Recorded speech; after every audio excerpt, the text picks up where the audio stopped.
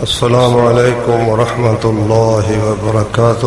اور بادشاہ نے کہا کہ اسے میرے پاس لاؤ، تو جب اس کے پاس قاصد آیا تو اس نے کہا کہ اپنے مالک کے پاس واپس جا اور اس سے پوچھ کہ ان عورتوں کا کیا معاملہ تھا جنہوں نے اپنے ہاتھ کاٹ لیے تھے، بے شک میرا رب ان کی سازش کو خوب جاننے والا ہے، ان کے فریب کو خوب جاننے والا ہے۔ بادشاہ نے ان عورتوں سے کہا کیا معاملہ تھا تمہارا جب تم سب نے یوسف کو اس کے دل سے پھسلایا؟ وہ کہنے لگی اللہ کی پناہ ہم نے اس میں کوئی برائی نہیں دیکھی۔ عزیز کی بیوی نے کہا اب تو حق بالکل واضح ہو گیا، میں نے اس کو اس کے دل سے پھسلایا تھا اور یقیناً وہ سچوں سے ہے۔ ذالک لیعلم، یہ اس لیے تاکہ وہ جان لے کہ میں نے اس کی عدم موجودگی میں اس کی خیانت نہیں کی، اور اللہ تعالیٰ خیانت کرنے والوں کو ہدایت نہیں دیتا۔ محترم بزرگوں، بھائیوں اور بہنوں، اس سے پہلے یوسف علیہ السلام کے جیل میں جانے کا ذکر ہے، اور یہ بھی ذکر ہو چکا ہے کہ سب سے پہلے عزیز کی بیوی نے دروازے بند کر کے یوسف علیہ السلام کو گناہ کی دعوت دی، مگر انہوں نے کہا اللہ کی پناہ وہ میرا رب ہے، اور اللہ تعالی انہ ربی احسن مثوایا، اس نے مجھے بہت اچھی جگہ، اچھا ٹھکانہ عطا فرمایا۔ انہ لا یفلح الظالمون، ظالم کبھی فلاح نہیں پاتے۔ بہرحال اس کی کوشش کے باوجود یوسف علیہ السلام اس سے بچ گئے۔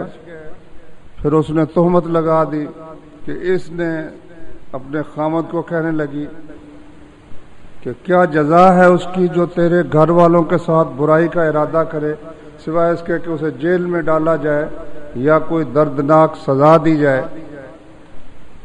قمیص نے معاملہ سارا کھول دیا، پیچھے سے پھٹی ہوئی جب دیکھی تو وہ عزیز مصر کہنے لگا کہ یہ سب تمہاری سازش ہے، اور اپنی بیوی سے کہنے لگا کہ تو خطا کار ہے، اور یوسف علیہ السلام سے کہنے لگا کہ جانے دو اس مسئلے کو، اور واستغفری لذنبک، کہ تو اپنے گناہ کی معافی مانگ۔ بیوی سے کہنے لگا انک کنت من الخاطئین، تو خطا کاروں سے ہے۔ مگر بیوی پھر بھی رکی نہیں۔ جب عورتوں نے کہا کہ ہم اگر ہوتی تو وہ ہماری تدبیر سے بچ نہیں سکتا تھا، تو ایک اس نے پھر ان کی بات لما سمعت بمکرہن، جب ان کے مکر سنے کہ وہ کہتی ہے ہمارے پاس بڑے بڑے مکر ہیں، اس نے کہا تم اپنے مکر آزما لو۔ ایک مجلس آراستہ کی اور باقاعدہ ہر ایک کو ایک چھری دی، اور یوسف علیہ السلام کو کہا کہ نکلو۔ انہوں نے پھر اپنے حربے ہر ایک نے آزمائے، جن میں سے آخری حربہ یہ تھا کہ انہوں نے اپنے ہاتھ کاٹ لیے کہ اگر تم نے ہم پر اپنی نگاہ نہ کی تو ہم مر جائیں گی، خودکشی کر لیں گی، مگر یوسف علیہ السلام نے اس کی بھی پرواہ نہیں کی۔ اچھا، اکثر یہ کہتے ہیں کہ وہ بے خودی میں، بے خبری میں وہ کاٹنے لگی تھی پھل، لیکن بے خبری میں یوسف علیہ السلام کا حسن دیکھ کر ایسی وہ مدہوش ہوئی کہ چھریاں ان کے ہاتھوں پر چل گئیں۔ لیکن اب دیکھو یوسف علیہ السلام کے پاس انہوں نے جب اس خواب کی تعبیر بیان کی تو بادشاہ بڑا مشتاق ہوا کہ ایسے آدمی کو تو ملنا چاہیے۔ اس نے پھر ایک قاصد بھیجا جیل میں کہ جاؤ یوسف علیہ السلام کو بلا کر لاؤ جنہوں نے وہ 7 گائیوں والے خواب کی تعبیر کی ہے۔ اچھا، جب قاصد وہاں گیا اور یوسف علیہ الصلوۃ والسلام سے اس نے کہا کہ بھائی بادشاہ آپ کو بلاتے ہیں، اس نے کہا کہ واپس جاؤ اور اپنے مالک سے کہو ما بال النسوۃ اللاتی قطعن ایدیہن، وہ عورتیں جنہوں نے اپنے ہاتھ کاٹے تھے ان کا کیا معاملہ تھا. ان ربی بکیدہن علیم، میرا رب ان کے فریب کو خوب جاننے والا ہے. اب اس سے کیا سمجھ آ رہی ہے کہ انہوں نے بے خبری میں ہاتھ کاٹے تھے. یوسف علیہ الصلوۃ والسلام کہہ رہے ہیں کہ واپس جاؤ اور بادشاہ سے کہو کہ ان عورتوں کی تحقیق کرے جنہوں نے اپنے ہاتھ کاٹے تھے. ان ربی بکیدہن علیم، کیونکہ میرا رب ان کے مکر کو، قید میں نہ ہوتا مکر و فریب، ان کے مکر و فریب کو خوب جانتا ہے. اصل میں بات یہ تھی کہ یوسف علیہ الصلوۃ والسلام یہ چاہتے تھے کہ بھئی بادشاہ کو میں ایسے ہی چلا جاؤں تو ہو سکتا ہے کہ مجھے جو جیل میں ڈالا گیا بادشاہ کو پتہ ہی نہ ہو کہ کیوں ڈالا گیا ہے، خبر وجہ کیا تھی، اور عوام الناس میں بھی یہ خبر پھیلی ہوئی ہو کہ اس نے کوئی نہ کوئی زیادتی کی ہے یا کوئی ہاتھ اٹھایا ہے اپنی بالکا پر. تو یوسف علیہ الصلوۃ والسلام نے ایسی صورت میں جیل سے نکلنے سے انکار کر دیا. کہتا میں جب تک میری پوزیشن صاف نہیں ہوگی ان عورتوں کا مسئلہ پوری طرح سے کھولا نہیں جائے گا جنہوں نے اپنے ہاتھ کاٹے تھے، اور میرا رب ان کے مکر و فریب کو خوب جانتا ہے کہ وہ کیا مکر کر رہی تھی، کیا فریب کر رہی تھی. اس وقت تک میں جیل سے نہیں نکلوں گا. جاؤ اپنے بادشاہ سے کہو تاکہ سب کے سامنے میری بے گناہی واضح ہو جائے. اچھا، اتنے سال جیل میں رہے. جیل تو بھائیوں زندوں کا قبرستان ہوتا ہے، زندوں کا قبرستان ہوتا ہے. اپنی مرضی سے بندہ کوئی حرکت نہیں کر سکتا، کہیں جا نہیں سکتا، آ نہیں سکتا، اپنی مرضی کا کام نہیں کر سکتا، لکھ نہیں سکتا. ایک پینسل اگر جیل میں ثابت ہو جائے کسی شخص کے پاس پینسل ہے، قانون یہ ہے کہ وہ پستول سے بھی خطرناک ہے. پستول رکھنے سے بھی پینسل رکھنا زیادہ بڑا جرم ہے. جیل زندوں کا قبرستان ہے. اب اس قبرستان میں سے نکلنے کی پیشکش بادشاہ کر رہا ہے. تو رسول کریم صلی اللہ علیہ وسلم، ہمارے نبی مکرم صلی اللہ علیہ وسلم نے یوسف علیہ الصلوۃ والسلام کے صبر کی تعریف فرمائی. آپ نے فرمایا لو کنت انا لعجبت الداعی لو لبثت فی السجن ما لبث یوسف، اگر میں اتنی دیر تک جیل میں رہتا جتنی دیر یوسف علیہ الصلوۃ والسلام رہے ہیں اور پھر مجھے بادشاہ کی طرف سے بلاوا آتا تو میں چلا جاتا.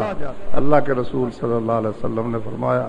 لیکن یوسف علیہ الصلوۃ والسلام کا صبر دیکھو کہ اتنی مدت تک جیل میں رہنے کے باوجود، قید خانے کی سختیاں برداشت کرنے کے باوجود وہ کہہ رہے ہیں نہیں، پہلے صفائی ہونی چاہیے. ارجع الی ربک، واپس اپنے مالک کے پاس جاؤ. فاسألہ ما بال النسوۃ اللاتی قطعن ایدیہن، اس سے پوچھو ان عورتوں کا کیا معاملہ تھا جنہوں نے اپنے ہاتھ کاٹے تھے. ان ربی بکیدہن علیم، میرا رب ان کے فریب کو خوب جانتا ہے. بادشاہ نے پھر ساری عورتوں کو بلا لیا، اور معلوم یہ ہوتا ہے قرآن مجید کے بیان سے کہ وہ ساری تحقیق وہ کر چکا تھا کہ یوسف بالکل بے گناہ ہے، اور یہ عورتوں کی ساری سازش تھی اور ان کا مکر و فریب تھا، اور اکیلی اس کی نہیں تھی بلکہ ان سب عورتوں کی یہ سازش تھی. اس لیے اب اس نے ان عورتوں کو مخاطب کر کے کہا، کہتا ہے ما خطبکن، تمہارا معاملہ کیا تھا؟ اذ راوتن، جب تم سب نے پھسلایا یوسف کو، یوسف علیہ الصلوۃ والسلام کو جب تم سب نے مل کر پھسلایا تو بتاؤ کیا معاملہ تھا؟ یوسف میں کتنا کو جرم ہے، کتنا قصور ہے، کس غلطی کی وجہ سے اس کو جیل میں ڈال دیا گیا؟ بتاؤ. اذ راوتن، جب تم سب نے اس کو پھسلایا. اس سے صاف ظاہر ہے کہ ان کا وہ جو چھریاں چلانا تھا نا اپنی انگلیوں پر، وہ کوئی حسن کو دیکھ کر بے ہوش ہو جانے کی وجہ سے نہیں تھا کہ چھریاں خود بخود چل گئیں، بلکہ سازش کے تحت وہ یہ کام کر رہی تھی۔ قلنا، وہ سب بیک زبان بولی، حاشا للہ، اللہ کی پناہ، ما علمنا علیہ من سوء، ہم نے اس پر کوئی برائی نہیں دیکھی، اس میں کوئی غلطی کوئی برائی نہیں دیکھی۔ اچھا، ان سب نے جب یہ بیان کر لیا جنہوں نے ہاتھ کاٹے تھے، اب عزیز مصر کی بیوی بھی بول اٹھی، کہتی ہے انا راودتہ عن نفسہ، میں نے واقعی اس کو پھسلانے کی کوشش کی ہے، وَإِنَّهُ لَمِنَ الصَّادِقِينَ، اور یقیناً یہ بالکل سچ ہے، میری غلطی ہے اور یہ سچ ہے۔ اور عزیز مصر کی بیوی کہنے لگی ذَلِكَ لِيَعْلَمَ أَنِّي لَمْ أَخُنْهُ بِالْغَيْبِ، یہ اس لیے میں کہہ رہی ہوں تاکہ وہ جان لے کہ اس کی عدم موجودگی میں نے اس کی خیانت نہیں کی۔ وَأَنَّ اللَّهَ لَا يَهْدِي كَيْدَ الْخَائِنِينَ، اور اللہ خیانت کرنے والوں کی سازش کو کامیاب نہیں کرتا۔ لا یہدی کید الخائنین، خیانت کرنے والوں کی سازش کو اللہ تعالیٰ کامیاب نہیں کرتا۔ کون جان لے؟ ذالک لیعلم، تاکہ وہ جان لے کہ میں نے اس کی خیانت نہیں کی، اس کی عدم موجودگی میں۔ اس کے دو معنی ہو سکتے ہیں، ایک تو یہ کہ میرے خامد کو پتہ چل جائے کہ ٹھیک ہے میں نے پھسلانے کی کوشش کی، لیکن وہ جو بڑی خیانت ہے وہ میں نے نہیں کی، وہ یہ بچ گیا اس سے، اور اللہ تعالیٰ خیانت کرنے والوں کی سازش کو کامیاب نہیں کرتا۔ اور آگے کہتی وما ابرئ نفسی ان النفس لامارۃ بالسوء، میں اپنے آپ کو بے گناہ بھی نہیں کہتی، میں یہ نہیں کہتی میرا کوئی گناہ نہیں ہے۔ ان النفس لامارۃ بالسوء، یہ نفس تو برائی کا بہت حکم دیتا ہے۔ ان النفس لامارۃ بالسوء الا ما رحم ربی، مگر جس پر میرا رب رحم کر دے وہ نفس کے اس فریب سے بچ جاتا ہے۔ مراد تھی اس کی یوسف علیہ السلام کہ وہ نفس کے اس برائی کے حکم سے بچنے والے ہیں، اور میں اپنے آپ کو بے گناہ قرار نہیں دیتی۔ دوسری تفسیر اس کی یہ ہے کہ یوسف جو جیل میں ہے اس وقت، وہ جان لے کہ میں نے اس کی عدم موجودگی میں خیانت نہیں کی، بلکہ میں نے اقرار کر لیا ہے کہ غلطی میری تھی، یوسف علیہ السلام کی کوئی غلطی نہیں تھی۔ تو ساتھ ہی اس نے کہا کہ میں اپنے آپ کو پاک بھی قرار نہیں دیتی، کیوں؟ اس لیے کہ نفس جو ہے یہ تو برائی کا حکم دیتا ہی دیتا ہے، مگر جس پر میرا رب رحم فرمائے۔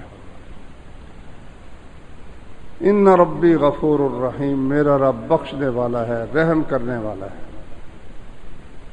وقال الملک ائتونی بہ استخلص لنفسی، جب یہاں تک بات پہنچ گئی نا تو پھر بادشاہ نے کہا اچھا بھائی اس کو اب بلا کر لاؤ۔ استخلص لنفسی، میں اس کو خاص الخاص اپنا بنانا چاہتا ہوں، اپنے پاس رکھوں گا اور اس کو اپنا خاص مشیر اور ساتھی بناؤں گا۔ فلما کلمہ، یوسف علیہ السلام جب آئے اور انہوں نے گفتگو کی، پہلے تو دیکھا ہوا نہیں تھا نہ سنی تھی بات، جب گفتگو کی تو پھر پیغمبر کی گفتگو، اور یوسف علیہ السلام جیسا خوبصورت شخص اور ان کی گفتگو فصیح و بلیغ اور علم والی بات، کہنے لگا انک اليوم لدینا مکین امین، آج سے تم ہمارے پاس صاحب اقتدار ہو، تمہیں حکومت میں شریک کیا جاتا ہے، اور امین ہو تم ہمارے ہاں، امانت دار۔ مکین اس کو کہتے ہیں جس کا مرتبہ عام لوگوں سے خاص ہونا، اس کو عربی زبان میں کہتے ہیں مکین۔ تم بہت مکنت والے ہو، بہت اقتدار والے ہو ہمارے ہاں۔ یوسف علیہ السلام نے کہا قال اجعلنی علی خزائن الارض انی حفیظ علیم، وہ جو خوفناک قحط کا خطرہ ہے کہ 7 سال تک قحط پڑے گا اور جتنی گندم جمع ہوگی وہ سب اس میں ختم ہو جائے گی، اس کے بندوبست کے لیے اجعلنی علی خزائن الارض، مجھے زمین مصر کے خزانوں کا ذمہ دار بنا دو، جتنے خزانے ہیں وہ میرے حوالے کر دو۔ انی حفیظ، کیونکہ میں حفاظت بھی جانتا ہوں، علیم اور علم بھی اس کا رکھتا ہوں۔ کئی لوگ کہتے ہیں دیکھو جی اس سے یہ بات معلوم ہوئی کہ عہدہ طلب کر سکتا ہے۔ اصل میں یہ سوال یہاں سے پیدا ہوتا ہے کہ ابو موسیٰ اشعری رضی اللہ تعالی عنہ، وہ ان کے قبیلے کے کچھ آدمی تھے، وہ کہنے لگے جی ہماری نا ملاقات کرواؤ رسول اللہ صلی اللہ علیہ وسلم سے۔ اس نے کہا ٹھیک ہے، کیونکہ ان کا تعلق بہت تھا اللہ کے رسول صلی اللہ علیہ وسلم سے، آنا جانا بڑی محبت اور تعلق تھا، تو وہ اس ذریعے سے انہوں نے کہا کہ ملاقات ہماری کرواؤ۔ یہ ان کو لے کر چلے گئے۔ جب ملاقات ہوئی تو انہوں نے سوال کر دیا، کہتے جی ہمیں کوئی نہ کوئی عہدہ دے دیجیے۔ رسول اللہ صلی اللہ علیہ وسلم کہنے لگے انا لن نستعمل علی امرنا، ہم کسی صورت میں اپنا عہدہ اس شخص کو نہیں دیں گے جو ہم سے عہدہ مانگے یا عہدے کا خواہش مند ہو، ہم اس کو کسی صورت میں عہدہ نہیں دیں گے۔ کیونکہ بھائیو عہدہ جو ہے نا یہ تو ایک بہت بڑی ذمہ داری ہے نا۔ ایک آدمی اپنا ہر کام آسانی سے کرتا ہے، جہاں چاہتا ہے جاتا ہے، آتا ہے، اس پر کوئی فکر نہیں، لیکن جب عہدہ ہوتا ہے تو اس پر تو بہت بڑا بوجھ پڑ جاتا ہے۔ عمر بن عبدالعزیز ایسے نہیں کہا کہ وہ جو فرات کے کنارے پر اگر کوئی کتا بھی مر جائے تو میں اس کی بھی مجھے جواب دینا پڑے گا، یہ ایسے تو نہیں نا، انہوں نے کہہ دیا۔ ذمہ داری کا احساس ہے جس وجہ سے انہوں نے یہ بات کی۔ عہدہ، اللہ کے بندے تو عہدہ لینے سے بچتے ہیں، تو رسول اللہ صلی اللہ علیہ وسلم نے فرمایا جو شخص ہم سے عہدہ طلب کرے گا یا عہدے کا خواہش مند ہوگا ہم اس کو کسی صورت میں عہدہ نہیں دیں گے۔ ابو موسیٰ کہتے ہیں یا رسول اللہ مجھے پتہ ہی نہیں تھا کہ یہ اس لیے آپ کے پاس آنا چاہتے تھے، ورنہ میں ان کو لے کر نہ آتا۔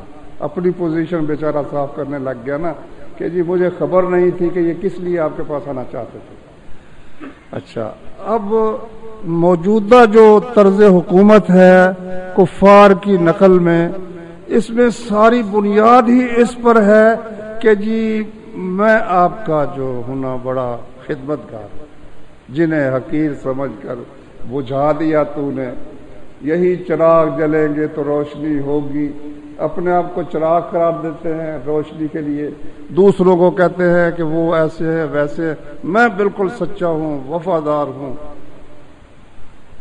پتہ ہے کہ میں نے اگر کروڑ خرچ کیا تو میں 10 کروڑ حاصل کروں گا۔ تو یہ جو طریقہ کار ہے اسلام میں تو اس کی گنجائش کوئی نہیں۔ اب اس کا جواز ثابت کرنے کے لیے کہتے ہیں دیکھو جی یوسف علیہ السلام نے عہدہ طلب کیا ہے کہ مجھے زمین کے خزانوں کا مجھے مالک بنا دو، کیونکہ میرے پاس حفاظت بھی میں کر سکتا ہوں اور میرے پاس علم بھی ہے۔ بھائیو بات یہ ہے کہ اس کو عہدہ تو وہ پہلے دے چکا تھا، بادشاہ مصر کا عہدہ ان کو دے چکا تھا، یہ نہیں کہ انہوں نے عہدہ طلب کیا ہے، وہ تو پہلے کہہ چکا تھا انک اليوم لدینا مکین، آج سے تم ہمارے پاس خاص مرتبے والے ہو، وزارت تو ان کو مل چکی تھی۔ اب اس کی مثال آپ یوں سمجھے جس طرح کہ وزیر چن لیے جاتے ہیں، پھر وہ قلم دان اپنا اپنا، کوئی کہتا ہے جی مجھے آپ ٹرانسپورٹ دے دیں، کوئی کہتا ہے مجھے آپ خزانہ دے دیں، کوئی کہتا ہے مجھے فلاں جو ہے وہ چیز دے دیں۔ اب یہ نہیں ہے کہ اب وہ عہدہ طلب کر رہے، عہدہ تو ان کو مل چکا ہوتا ہے۔ اس طرح سے یوسف علیہ السلام کو عہدہ تو مل چکا تھا، اب انہوں نے پھر یہ عہدہ، کیونکہ بنیاد اسی پر تھی کہ 7 سال تک مسلسل لوگوں سے فصل خریدنا، اس فصل کی حفاظت کا بندوبست کرنا، یعنی سٹوں میں ہی دانے ہیں، سٹوں سے دانے نکال لینی، سٹوں سمیت ان کو رکھ لینا ہے فصل کو، اور پھر اگلے 7 سالوں میں ضرورت کے مطابق تھوڑا تھوڑا نکال کر جہاں جہاں قحط ہے وہاں کی ضروریات کو پورا کرنا، اور جانوروں کے لیے بھی تاکہ وہ جو ہے نا بھوس ہے وہ بھی میسر ہو سکے اور کھانے والوں کو گندم میسر ہو سکے، اور اس کے لیے مکانات کی تعمیر کرنا، جگہ کی تعمیر کرنا۔ یہ ایک لطف کی بات ہے، چند دن پہلے 8-10 دن پہلے امریکہ کا جو صدارت کا امیدوار ہے، اس نے کہا کہ مصر میں جو اہرام ہے نا بڑے بڑے، وہ ابھی تک وہ موجود ہیں، بہت بڑی بڑی عمارتیں ہیں، تو وہ اب تک تو وہ کہتے ہیں جی وہ اصل میں نا ان کے بادشاہ مرتے تھے تو ان کی قبروں کے طور پر وہ بناتے تھے۔ تو وہ کہتا ہے مصر، اس کا امریکہ کا جو صدر ہے، صدر کا امیدوار ہے، اس نے کہا کہ یہ یوسف علیہ السلام، معلوم یہ ہوتا ہے کہ یوسف علیہ السلام نے یہ تعمیر کروائے ہیں، اس غلے کی حفاظت کے لیے تعمیر کروائے ہیں۔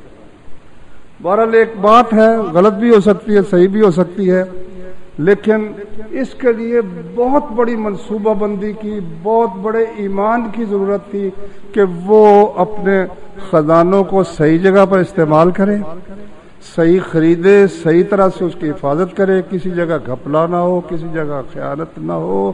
تو یوسف علیہ السلام نے اس مقصد کے لیے اپنے آپ کو پیش کر دیا۔ اللہ اکبر۔ ایک جواب اس کا تو یہ ہے۔ دوسرا جواب اس کا یہ ہے، وہ بالکل واضح سا ہے، کہ جو یوسف علیہ السلام جیسا پاک باز ہو، عورتوں کے فتنوں سے بھی محفوظ ہو، اور اللہ کا پیغمبر بھی ہو، نبی بھی ہو، وہ کہہ سکتا ہے ٹھیک ہے، وہ مانگ سکتا ہے۔ اگر اس کو کوئی پیشکش کرے کہ تم ہمارے پاس بھائی آج سے صاحب اقتدار ہو اور ہم تمہیں امین سمجھتے ہیں، تو وہ یہ کہہ سکتا ہے کہ ٹھیک ہے، اگر تم مجھے امین سمجھتے ہو اور مرتبہ مجھے دینا چاہتے ہو تو پھر مجھے خزانے جو ہیں میرے حوالے کر دو، پھر کہہ سکتا ہے۔ لیکن جس شخص کو اپنے آپ پر اعتماد ہی نہیں ہے، نہ وہ پیغمبر ہے، بلکہ دنیا جانتی ہے کہ وہ رسہ گیر ہے، اور پھر وہ دلیل کے طور پر یوسف بنتا ہے، تو یہ بات بھائیوں ماننے والی اور تسلیم کرنے والی نہیں ہے۔ اچھا، یہاں سے اب اللہ تبارک و تعالیٰ نے نا وہ لمبا قصہ چھوڑ دیا ہے کہ کس طرح 7 سال بارشیں ہوئیں اور فصلیں کس طرح سے تیار ہوئیں، اور یوسف علیہ السلام نے کس طرح سے ان کا انتظام فرمایا اور ان کو محفوظ کیا۔ چھوڑ دیا، اس بات ساری کو اللہ تعالیٰ نے چھوڑ دیا، کیونکہ وہ سوچے تو سمجھ آ سکتی۔ پھر اس کے بعد قحط پڑ گیا، وہ بھی اللہ تعالیٰ نے ذکر کرنا چھوڑ دیا۔ آگے جو گفتگو شروع ہوئی ہے نا وہ یہ کہ یوسف علیہ السلام کے بھائی کنعان سے، فلسطین سے غلہ لینے کے لیے مصر میں آئے۔ اب درمیان میں دیکھو نا کتنا گیپ ہے، کتنی بات اللہ تعالیٰ نے چھوڑ دی ہے۔ یہ اللہ تعالیٰ کا کمال ہے کہ اللہ تبارک و تعالیٰ ایسی باتیں جو خود بخود سمجھ آتی جاتی ہیں ان میں زیادہ تفصیل نہیں کرتے، کیوں؟ اس لیے کہ پھر وہ تو ساری تفصیل اگر کریں تو سورہ یوسف سے ہی پورا قرآن بھر جاتا۔ اس لیے اللہ تبارک و تعالیٰ نے وہ جو خوشحالی کے سال تھے ان کا تذکرہ بھی چھوڑ دیا، اور اس کے بعد قحط پڑا تو قحط اتنا پھیلا کہ مصر میں بھی قحط پڑ گیا، اور مصر کے قرب و جوار شام میں اور کنعان میں اور فلسطین میں اور ان علاقوں میں بھی خوفناک قحط پڑ گیا، اور کہیں سے گندم ملتی نہیں تھی سوائے مصر کے علاوہ کہیں سے گندم نہیں ملتی تھی۔ وَجَاءَ إِخْوَةُ يُوسُفَ فَدَخَلُوا عَلَيْهِ، یوسف علیہ السلام کے 10 بھائی وہ آئے، فدخلوا علیہ، اور یوسف علیہ السلام کے پاس جب آئے، فعرفہم، یوسف علیہ السلام نے انہیں پہچان لیا، بھائی تھے، مہربان تھے، ان کی مہربانیاں بھی بڑی تھی، تو یوسف علیہ السلام نے ان کو پہچان لیا کہ یہ وہی مہربان ہے جنہوں نے مجھے کنویں میں پھینکا تھا، میرے بھائی ہیں۔ وَهُمْ لَهُ مُنْكِرُونَ، وہ اس کو نہ پہچاننے والے تھے، انہوں نے نہیں پہچانا یہ بندہ کون ہے، کیونکہ بچپنا تھا، داڑھی بھی اس وقت نہیں آئی تھی، چھوٹے بچے تھے۔ اور یہ تو خواب و خیال میں نہیں تھا نا کہ جسے کنویں میں پھینکا ہے وہ آج اقتدار میں ہے اور ہم اس کے سامنے مانگنے کے لیے آئے ہیں، غلہ لینے کے لیے آئے ہیں۔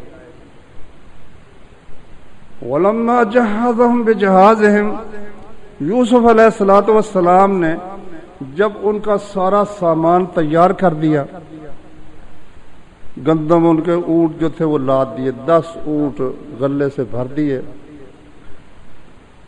قَالَ ائْتُونِي بِأَخٍ لَكُمْ، تو کہنے لگے باتوں باتوں میں ان سے پتہ کر لیا نا بھئی تم کتنے بھائی ہو، تو انہوں نے بتایا ہوگا کہ ہم 12 بھائی تھے، ایک بھائی ہمارے کو بھیڑیا کھا گیا، اور ایک بھائی جو اس سے چھوٹا ہے وہ ابھی تک گھر میں ہے، وہ نہیں آیا، وہ ہمارا باپ کی طرف سے بھائی ہے، ماں کی طرف سے نہیں ہے۔ یوسف علیہ السلام نے کہا قَالَ ائْتُونِي بِأَخٍ لَكُم مِّنْ أَبِيكُمْ، وہ جو باپ کی طرف سے بھائی ہے نا تمہارا، آئندہ اس کو بھی لے کر آنا۔ أَلَا تَرَوْنَ أَنِّي أُوفِي الْكَيْلَ وَأَنَا خَيْرُ الْمُنزِلِينَ، ساتھ ہی ان کو ترغیب دینے کے لیے کہا دیکھو کہ میں نے پورا ماپ تمہیں دیا ہے، جو تم رقم لے کر آئے ہو اس کے مطابق میں نے تمہیں پورا ماپ دیا ہے۔ وَأَنَا خَيْرُ الْمُنزِلِينَ، اور میں بہترین مہمان نواز بھی ہوں، میں نے تمہاری کتنی مہمان نوازی کی۔ اس سے یہ بات سمجھ آتی ہے کہ یوسف علیہ السلام نے باہر کے ملکوں سے آنے والے اور غلہ لینے والوں کے لیے بہت شاندار انتظام کیا تھا مہمان نوازی کا بھی، کہ ان کو ٹھہرانا کہاں ہے، ان کے کھانے پینے کا بندوبست کرنا ہے، جو دور دراز سے لوگ آئیں گے غلہ لینے کے لیے اس کا بھی بہترین انتظام جناب یوسف علیہ السلام نے کیا تھا۔ تو فرمانے لگے کہ دیکھو الا ترونا، تم دیکھتے نہیں، انی اوفی الکیل، کہ میں ماپ بھی پورا دیتا ہوں، وانا خیر المنزلین، اور میں مہمان نوازی بھی بہترین کرتا ہوں۔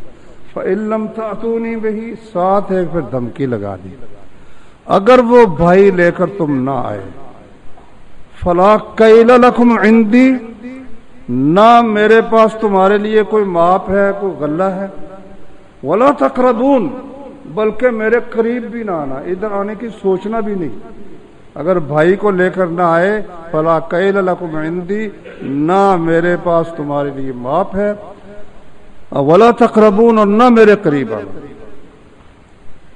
فلما رجعوا الی ابیہم، جب باپ کے پاس واپس گئے، جاتے ہی اب زندگی موت کا مسئلہ تھا کہ یہ جو غلہ لے کر جا رہے تھے یہ کتنی کو دیر چل سکتا تھا، پھر دوبارہ بھی آنا پڑنا تھا۔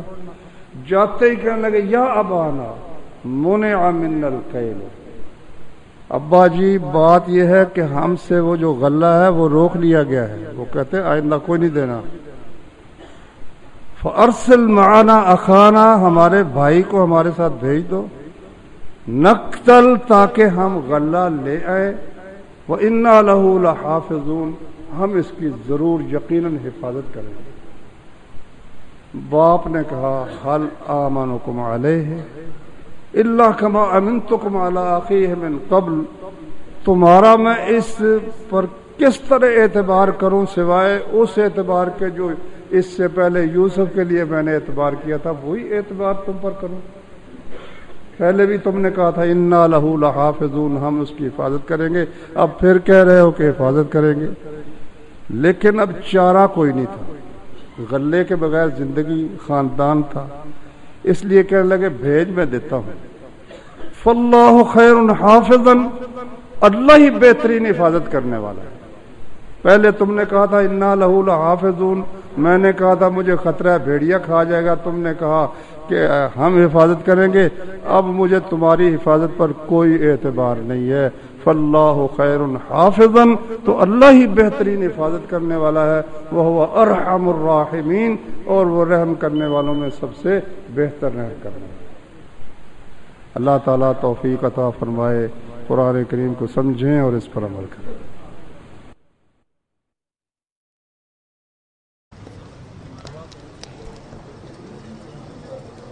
سبحانك اللهم وبحمدك أشهد أن لا إله إلا أنت أستغفرك وأتوب إليك.